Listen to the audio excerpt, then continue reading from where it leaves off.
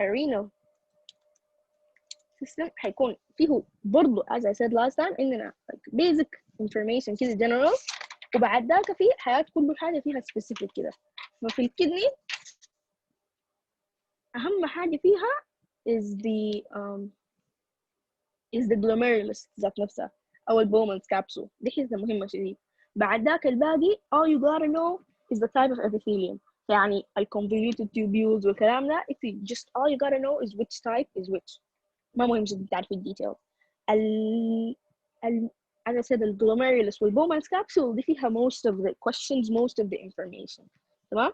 فإحنا we call it the renal corpuscle، وهي it's formed of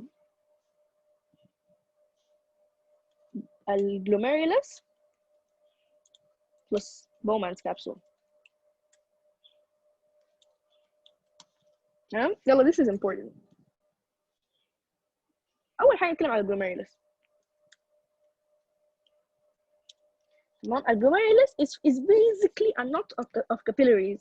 تمام؟ so it's basically just capillaries، ما فيها حاجة يعني. تمام؟ so الهistology of it is just capillaries. هو الهistology of the blood vessel ذاته. تمام؟ it's not where the questions are. The questions are في محل البومان's capsule. البومان's capsule يلا قصتها شنو؟ البومان's capsule it's في مشكلتها إن عندنا two layers. تمام؟ يعني عندنا visceral layer عندنا parietal layer. تمام؟ I'll try to explain it شوية more details. يعني عندنا layer بتكون around the glomerulus، شغلة إنها تكون around the glomerulus، وعندنا layer بيكون الجزء حق الكبسول ذاته. الvisceral is the part that's around the glomerulus.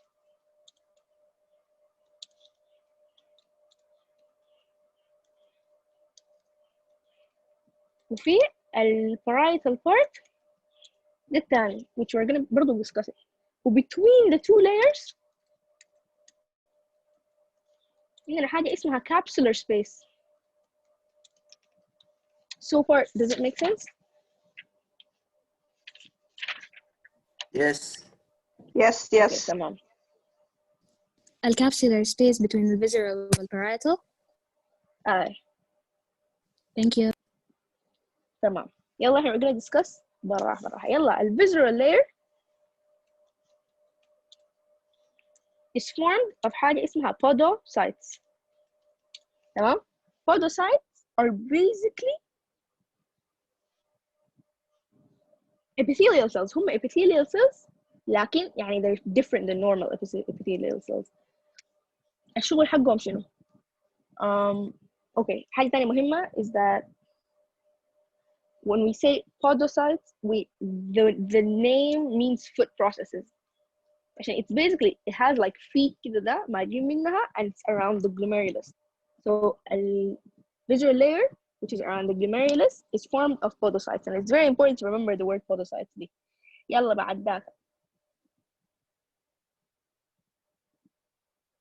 فيها حاجة تانية مهمة شديد and it's very important اسمهم mesangial cells. تمام؟ mesangial cells فيهم functions كتيرة شديد. You're gonna discuss it in physiology, so it has a very important physiological function بتاع secretions اللي هما بتسكريت cytokines وprostaglandins وحاجات زي دي. وحاجة تانية مهمة إنه it has contraction function, so it can contract and secrete. Well, I'm not gonna specify the secretions بالضبط شنو. So it can contract, it can secrete. دي الحاجة القاعدة حوالين الجلوميرولس أو الفيزيرال layer. تمام؟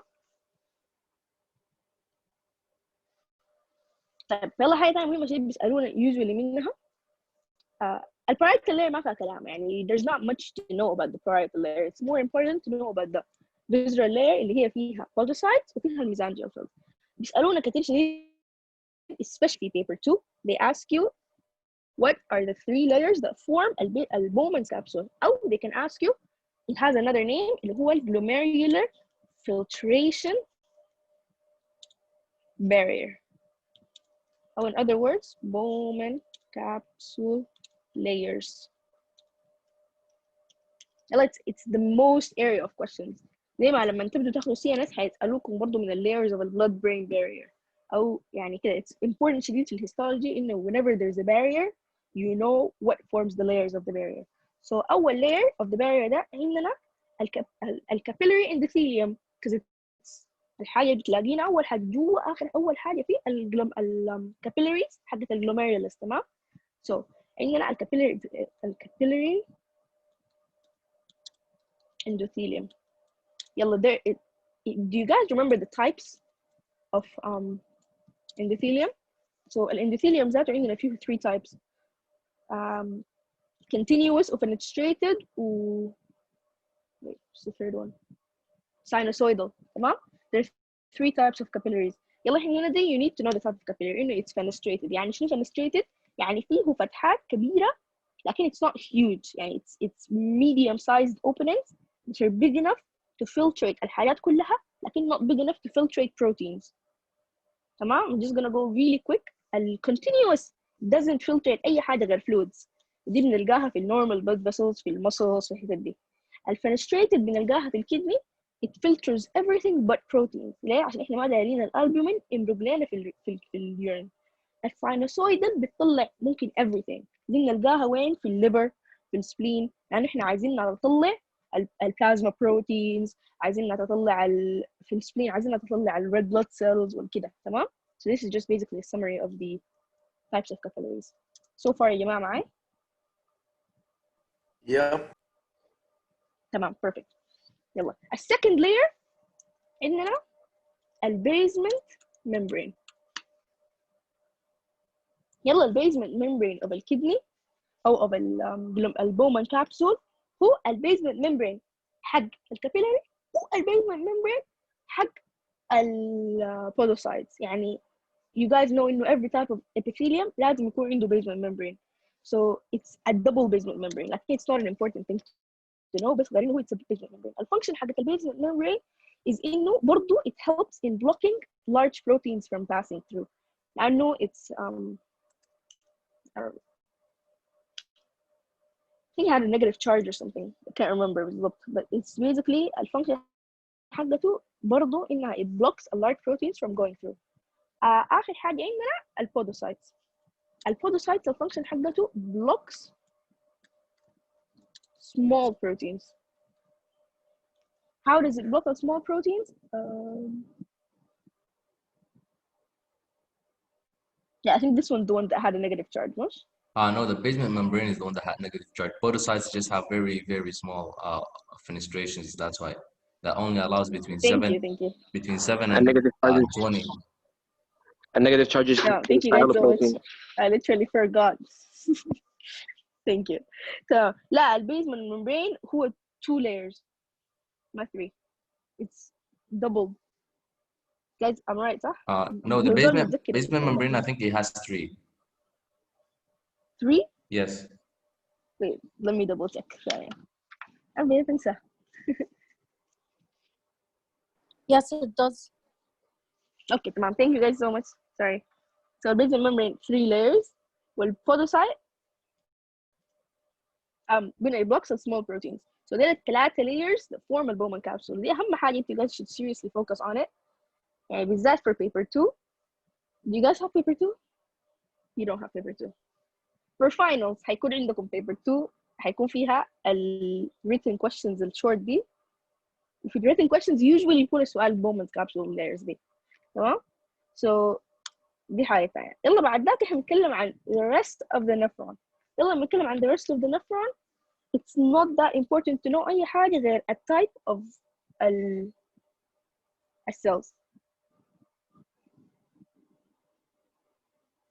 Okay, there's one more thing you guys should know.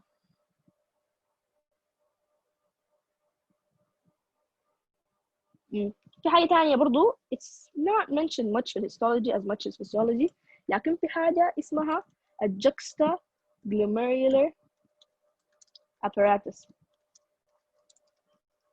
juxtaglomerular apparatus الشغل حقه basically is it works as an endocrine function وبرضه عنده الفانكشن بتاعت regulation of the renal regulation of the GFR والحاجات دي. It's برضه important to know the 3 structures that form it. عندنا فيهم الماكيولا دنسا وعندنا فيهم الجوكستوجلوميرولار سيلز، وعندنا فيه برضو الميزانجيال سيلز. together they form الحاجة اللي اسمها juxtaglomerular apparatus. It's mostly physiology أكتر من إنه it's histology، لكن يعني they could ask you for it يعني you never know. تمام. فيلا بعد ذاك we're just gonna really quickly go through each part of a nephron بس نقول ال type of tissue حقه. So عندنا proximal convoluted tubule،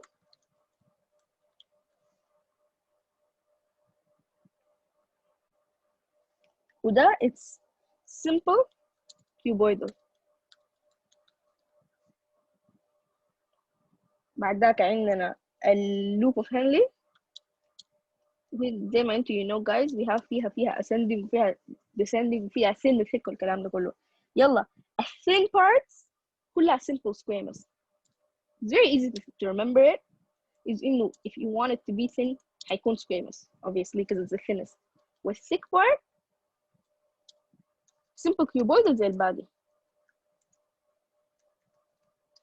So الديسندنج يعني الديسندنج descending plus thin ascending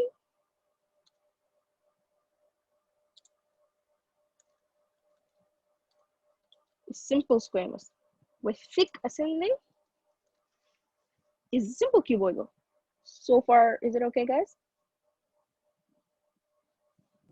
Yeah. تمام. يلا حاجة تانية very important about a thick ascending ده إنه it's simple cuboidal with mitochondria. mitochondria كتيرة شديد يعني if you look at it under the microscope أهم حاجة هتلاحظوها في thick ascending is the mitochondria. ليه mitochondria؟ عشان we need a lot of active transport في الحتة دي. تمام؟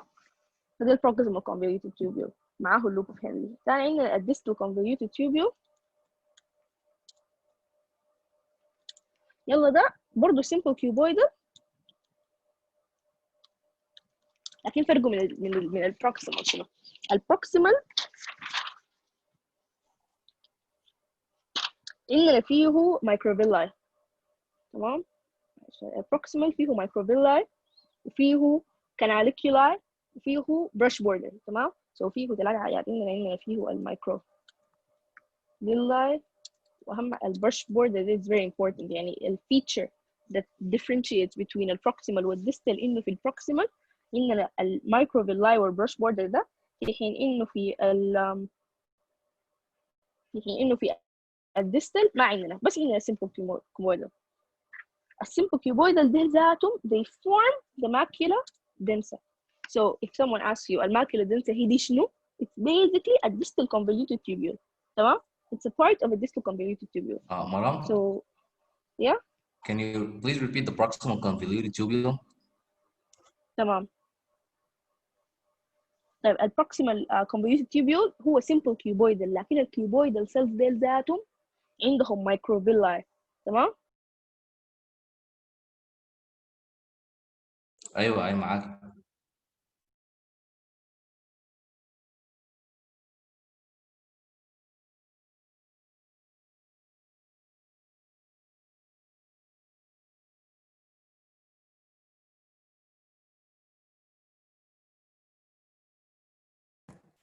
Yo, is it only me or did the video stop?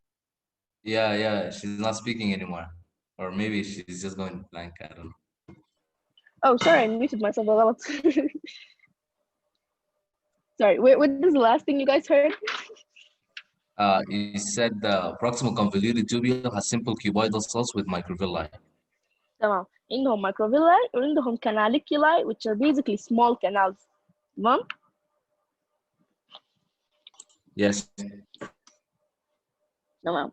يلا وبرضه فيهم mitochondria في ال proximal convoluted tubule برضه for active transport. في حين إنه a distal convoluted tubule all you can say about it is إنه it has simple cuboidal it forms the macula densa. أكتر من كده ما بدي أعرف أتكلم فيها. تمام. اوكي. Yes.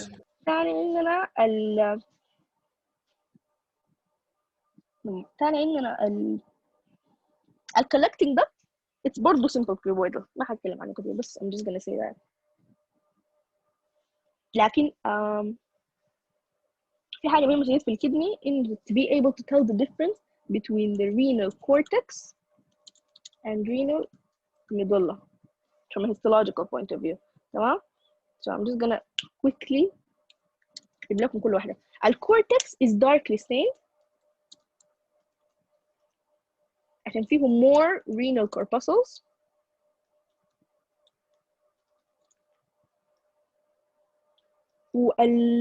والمظلة هو lightly stained وفيه more فيه اللوب اوف هنلي والcollecting duct.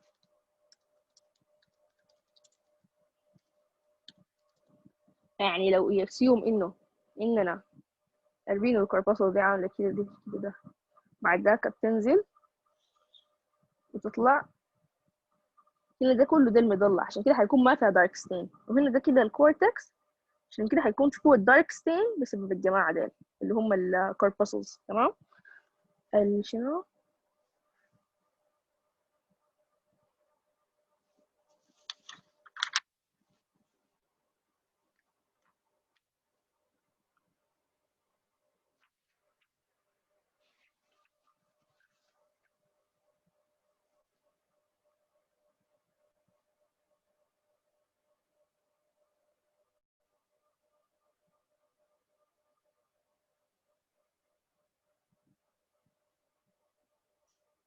طب يلا الكولكتنج duct it's simple cuboidal. تمام؟ لكن في parts منه basically يعني okay it's in the picture معاي الكولكتنج duct. let's assume الكولكتنج duct لما يكون في cortex it's كله cuboidal. في المظلة they get more columnar يعني هم بيبقوا شوية أطول لكن they're still cuboidal. يعني they're cuboidal but they يعني الappearance حقهم becomes more columnar. that makes sense. مرام احنا هسه عندنا كولومنر في النفرون عامة في اي حتة.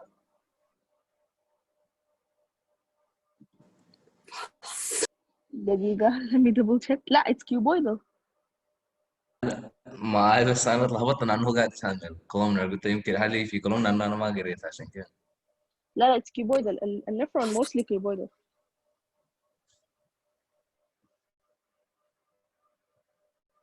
جماعة so far is it good or do I need to explain حاجة تانية؟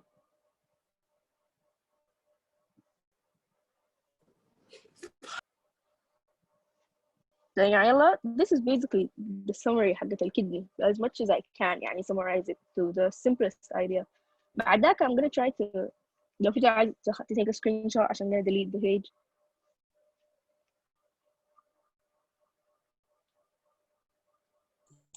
دقيقة بس ده عامل سكرين شوت. تمام يلا for the rest of it برضو I'm gonna try to best highlight the most important thing عشان نخش في النيورو بعد ده. So basically هنتكلم عن اليوريتر البلادر واليوريثرا really quickly. You guys done with the screenshot?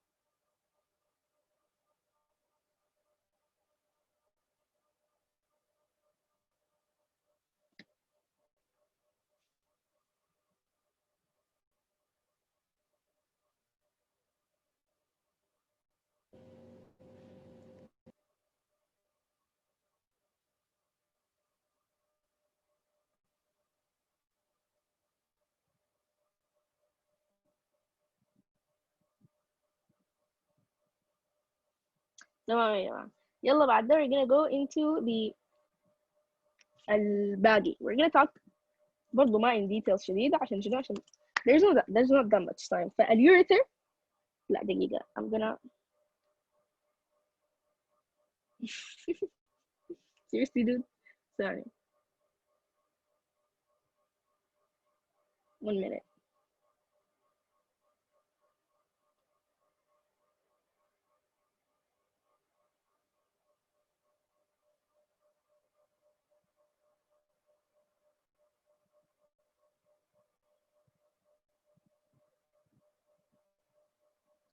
Okay. Let's keep going. طيب. So, a ureter, as I said, sorry. We're going to talk أول شيء سريع about the main idea. So, what do we see all of them. زي قريبة شديد من الجي اي تي، ما فرقت شديد. إن عندنا ميوكوزا، عندنا سب ميوكوزا، عندنا muscular layer، وعندنا serosa or adventitia. Same idea as a GIT.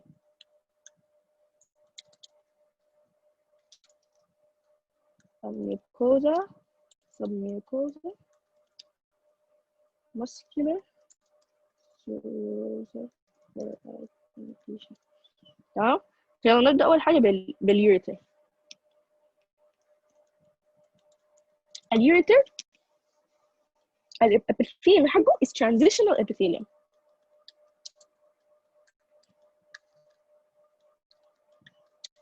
تمام. transitional epithelium. و دي الميوكوزا حقته. السبميوكوزا is not that important، ما فيها حاجة مهمة يقولها. المسكولارس فيها حاجة يقولها، إنه إننا في most of it إننا inner longitudinal و outer circular.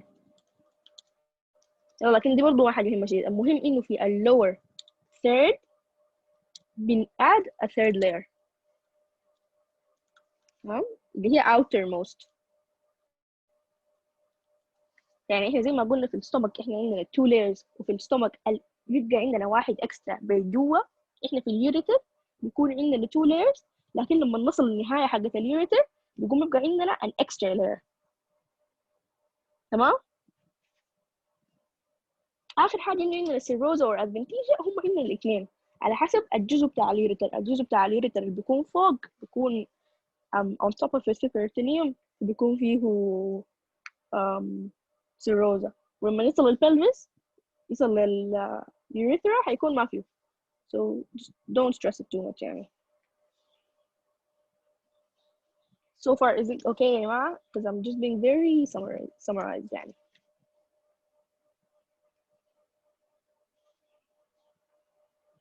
تمام. يلا البلادر، الميوكوزا عندنا برضه transitional epithelium.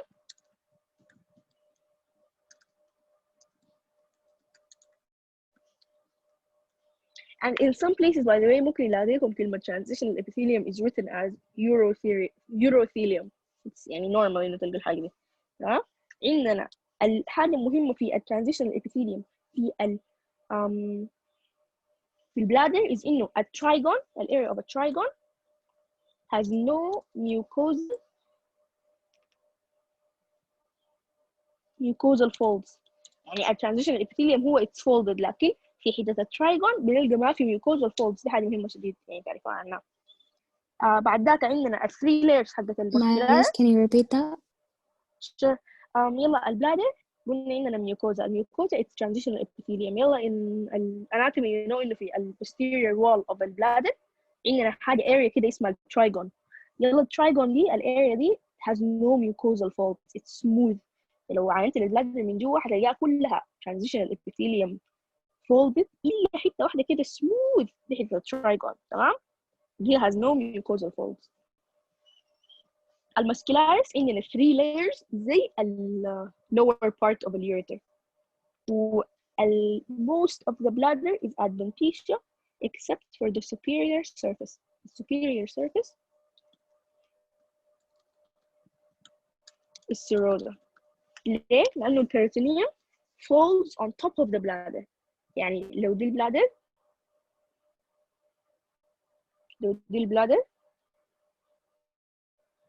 البريتونيوم بيمشي كده ده في الابدومن بيوصل بس فوقها كده وبيطلع بواصل. So it's only serosa on the top layer. في حين انه بالجنبات هيلقاها ده كله كده غير adventitia. تمام. make sense يا جماعة؟ كده can you repeat this last point من الترايجون ويتنا؟ yeah okay. تمام perfect. تمام. يلا الترايجون. طب let's explain لسه برا. عندنا البلادر. دي البلادر. تمام. I'm just gonna draw a triangle because I'm too lazy. دي البلادر. عندنا بورا عندنا الحتة دي كده حتة small triangle كده اسمه trigon. it's usually الاريا اللي بتفتح فيها اليوريترز. يلا الترايجون دي it's a smooth area. so ما حنلقى فيها epithelium زي الباقي، في حين إنه بعد الحتة حنلقى الابيثيليوم is very folded. so ما فيها mucosal folds. تمام؟ كده احنا if we're looking at the bladder هنلقى إن الجزء في النص اللي هو الترايجون ده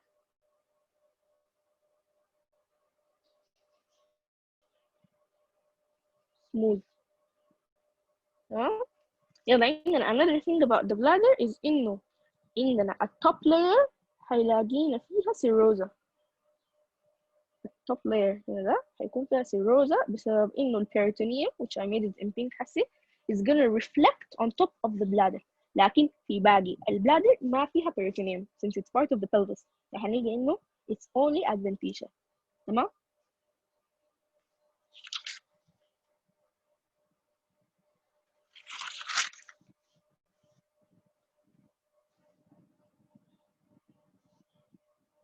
Okay, طيب. The last part we have is a urethra. The urethra is actually a lot more يعني it's a lot more detailed than the rest. ما حنتكلم عن يعني ما حنتكلم في details برضو، حركز بس على a type of epithelium في اليوريثرا. اليوريثرا فيها more than one type of epithelium وبتختلف من الميل للفيميل. Okay? So في الميلز هنبدأ بالميلز. الميلز بتبدأ at beginning of it transitional. عنه مارقة من البلادر. تمام؟ فالجزء المركب في البلادر بيكون transitional. بعد ذاك بنواصل transitional لحد البروستاتيك urethra. تمام؟ تمام؟ بعد ذاك عندنا هيكون عندنا الممبرينس urethra. الممبرينس urethra هي فيها two types. في الأول بتكون pseudo stratified وبعد شوية بتبقى stratified columnar. Yeah, Maram, is membranous urethra another name for prostatic urethra? لا اليوريثرا بيكون فيها 3 layers 3 في الميل 3. إننا بنبدأ بالبروستاتيك بعد ذلك تلقى اسمها membranous بعد شوية يبقى اسمها penile urethra. Okay. تمام؟ so the beginning of it بيكون prostatic urethra اللي هي الجزء المركب في البلادر بيكون transitional epithelium زي البلادر. بنيجي بعد ذاك للممبرينس urethra. الممبرينس urethra دي بتكون في البلفس. تمام؟ هي فيها pseudo stratified columnar في الأول بتقلب ل stratified columnar. بعد ذاك once the urethra reaches the penis بيكون اسمه penile urethra. تمام؟ البينال urethra هي it's في الأول بتكون stratified columnar زي الممبرينس وفي النهاية بتقلب ل stratified squamous زي السكين. تمام؟ فيعني بنبدأ زي البلادر بنقلب ل pseudo stratified columnar بعد شوية بنبقى stratified columnar بعد ذاك بنقلب زي السكين stratified squamous. لكن it's non-keratinized. Very important to note in it's non-keratinized. Let's compare it للfemales. في الfemales عندنا two بس. عندنا proximal part which is near the bladder is transitional. عندنا distal part is stratified squamous non-keratinized عشان it's very short in the females. So الجزء في النص ده في الفيميلز ما في. I'm gonna repeat it again. So if we start بنبدأ في الأول مع اليوريثرا. تمام؟ ودي بنسميها البروستاتيك مع البلادر دي بنسميها البروستاتيك يوريثرا. البروستاتيك يوريثرا is transitional epithelium. بعد ذاك بنخش في الممبرينس يوريثرا. الممبرينس يوريثرا البيجينينج اوف ات بيكون pseudo stratified columnar وبعد ذاك بنقلب ل stratified columnar. تمام؟ يلا stratified columnar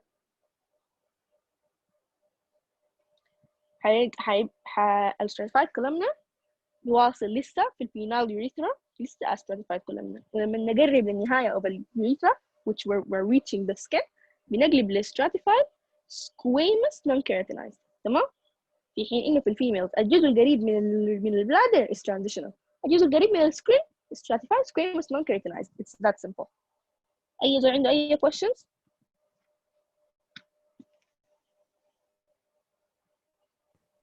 No. Wait, sorry, which part again is the in female transitional? Proximal. You just say proximal and distal. Proximal is the part that's closest to the bladder. What distal is the part that's closest to the skin. So البداية proximal transitional distal stratified squamous. Okay, thank you. تمام. This is pretty much اسمه شنو؟ renal histology. And بعد ده هنبدأ نخش في النيورو. I'm gonna close the meeting. We take a 5-minute break كده or maybe لحد 8:50 كده رايكم شنو؟ and we come back and do neuro. تمام؟ Maybe make it like 15 minutes. خلينا نبدأ 9. تمام. 9 خلاص 9 تمام 100. So like 9